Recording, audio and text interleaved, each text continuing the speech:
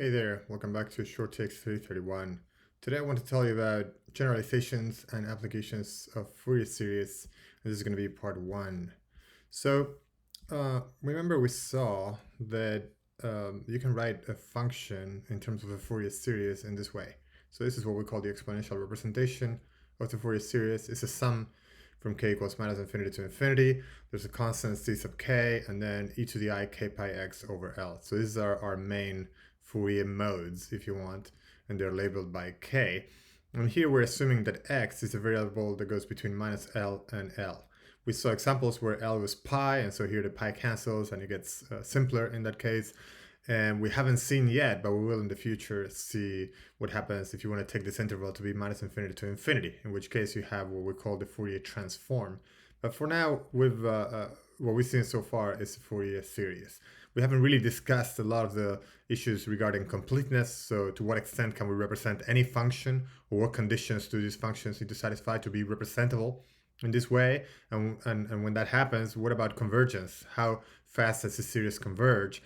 And how does that convergence depend on x as well? So those are issues that I didn't discuss in great detail, in part because I try to make this video short, but also because you can have a lot of resources. You can find a lot of resources on that out there on the web for sure. A lot has been written about this. So usually when you're presented with this form, then the coefficients ck are computed in this way. They are computed as an inner product between e to the I k pi x over L, normalized with this square root of 2L factor, and f of x. So this is, of course, just an inner product, just an integral between this object, complex conjugated, and f of x dx, and the integral is between minus L and L. So that's usually how it goes, and there's not a lot to it. That's simply the exponential form of the Fourier series. Now, this can be generalized because what we have here that makes this work ultimately is that we have some functions that respect some orthogonality properties, which we saw in the past. And then using those orthogonality properties, we know that if we propose this form, then the coefficients must be given by this inner product. And so more generally then, you can say, well, if I have some convenient orthonormal basis, so some basis of functions phi 0, phi 1, and so on, that is convenient in some way for me, for the system I want to study, then, and if that's orthonormal in some way, meaning in some inner product sense, then phi k prime is delta k prime, then this representation of my function as a sum from n equals 0 to infinity of coefficients a sub n and my functions of the functions of my basis phi sub n, then the coefficients will be given by this inner product of phi n with f of x.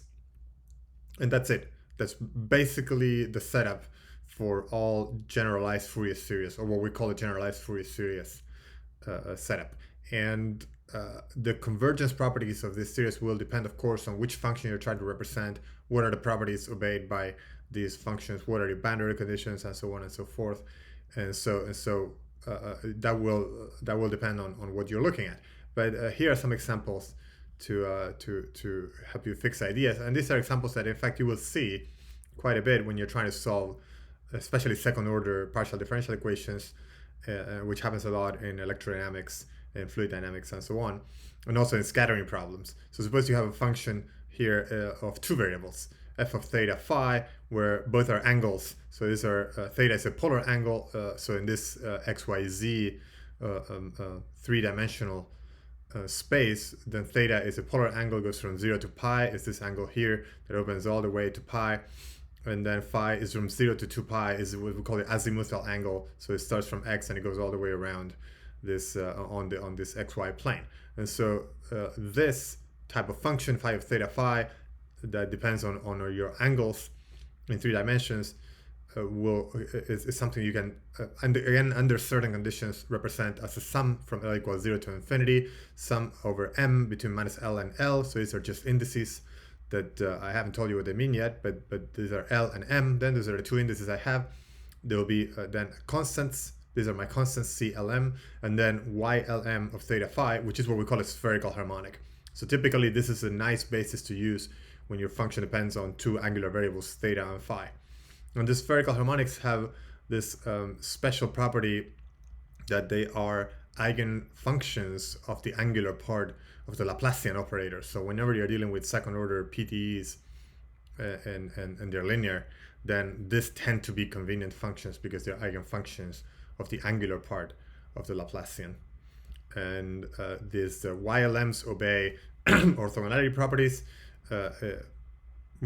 which is written here. So the integral between 0 and pi and 0 and 2 pi of YLM theta phi and YL prime m prime of theta phi integrate over the whole solid angle. And by solid angle, if you don't know what that means, don't worry, just means this this combination here, sine of theta, d theta, d phi. So we're integrating theta over the whole range from 0 to pi and phi between 0 and 2 pi.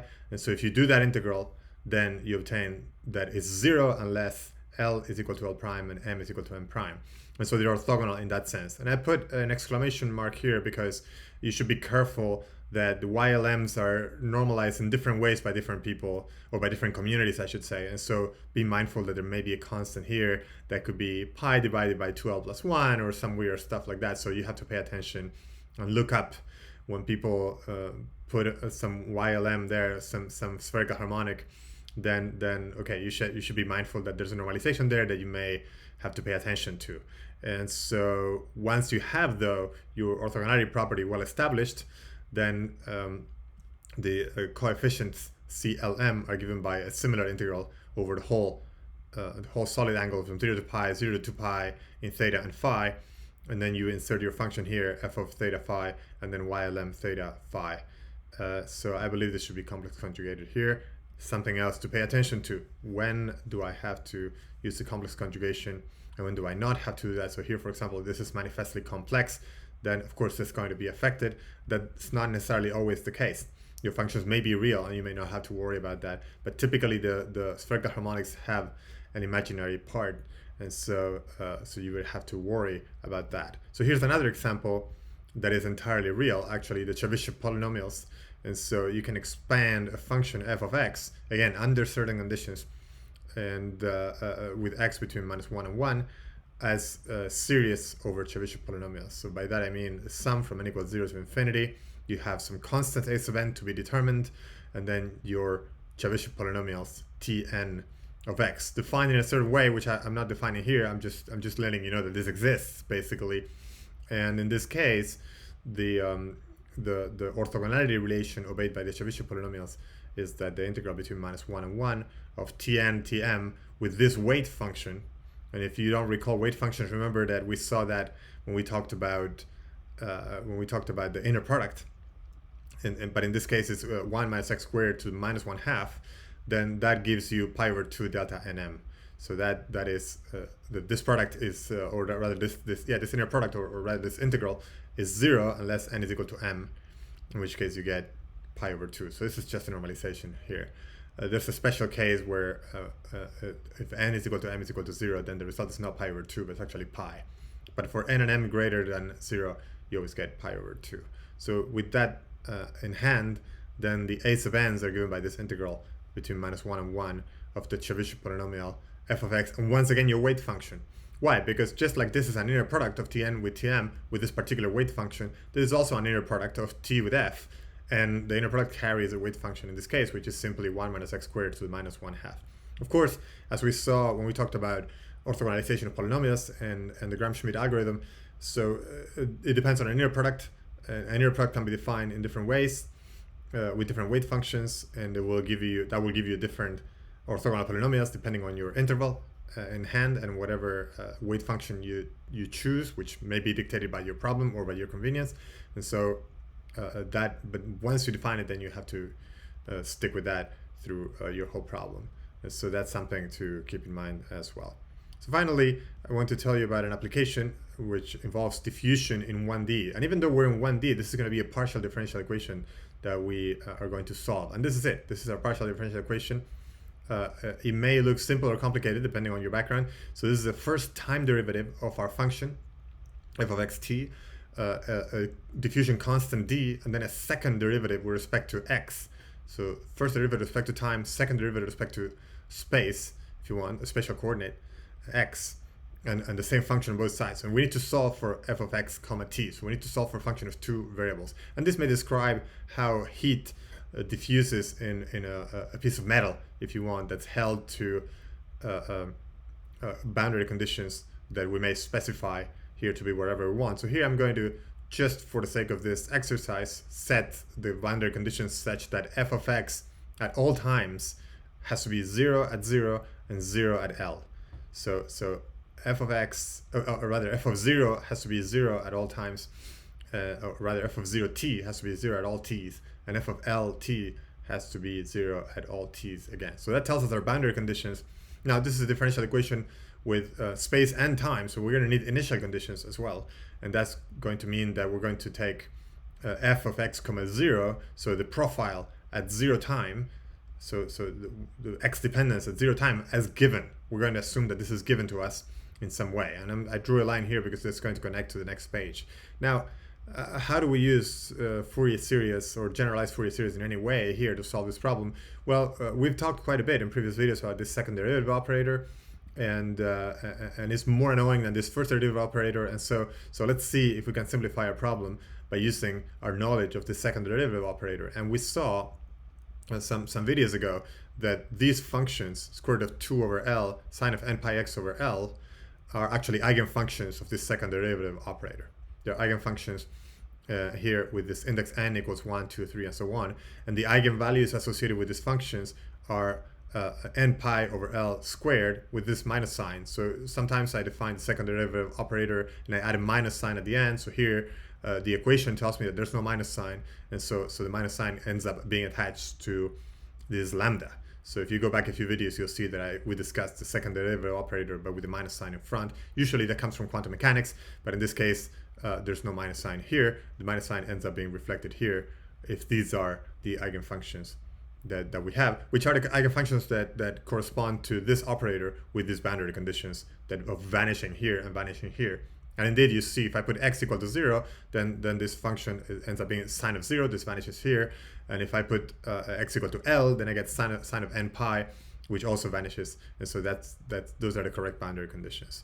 So the second derivative applied to phi sub n is lambda n phi n. And so no problem there.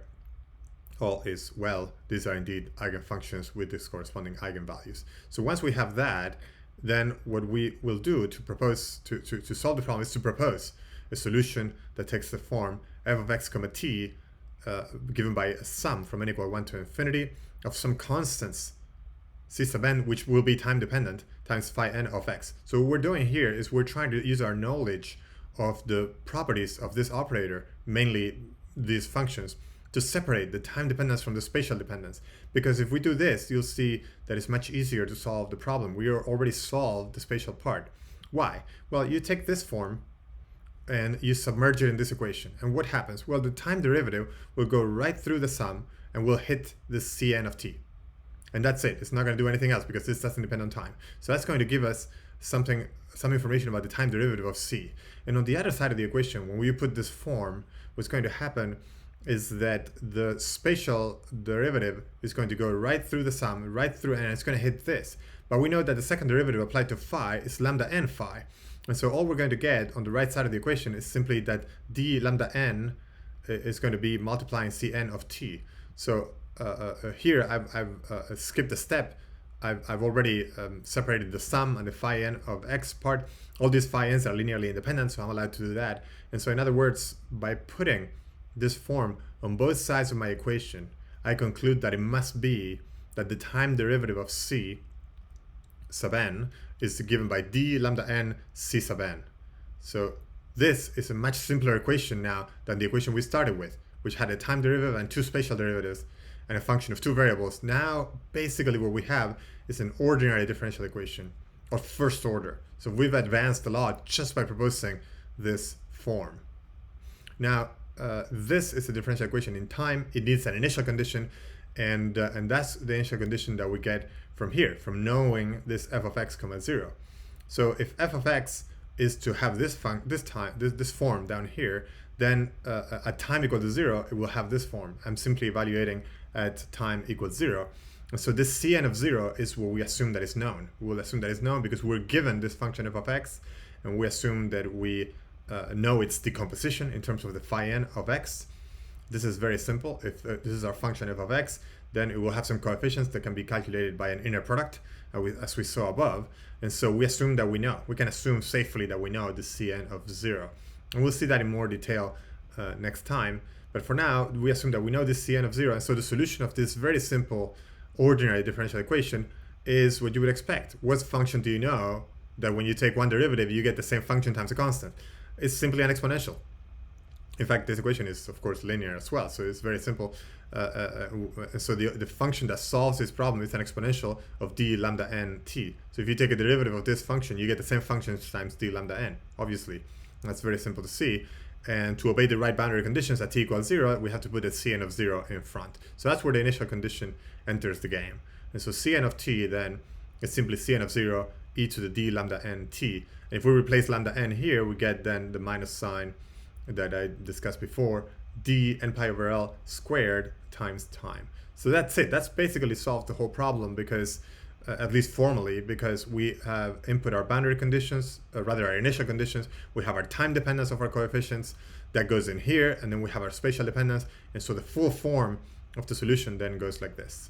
Our function f of x comma t, then that's the solution of our partial differential equation, is in general a sum from n equal 1 to infinity of some constants Cn of 0, which are our initial conditions, which are to be given to us. Then you have a factor that encodes the differential equation, the time part of the differential equation, and also some of the spatial part that enters in here through this eigenvalue, minus n pi over l squared. And then finally, the spatial part entirely of our differential equation, together with the boundary conditions in the form of this function sine of n pi x over l. So each factor here has its interpretation, as you can see.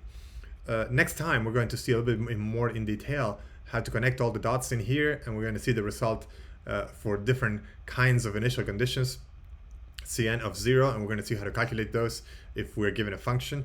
And that's it. That's all I have for you today. I hope you enjoyed this video.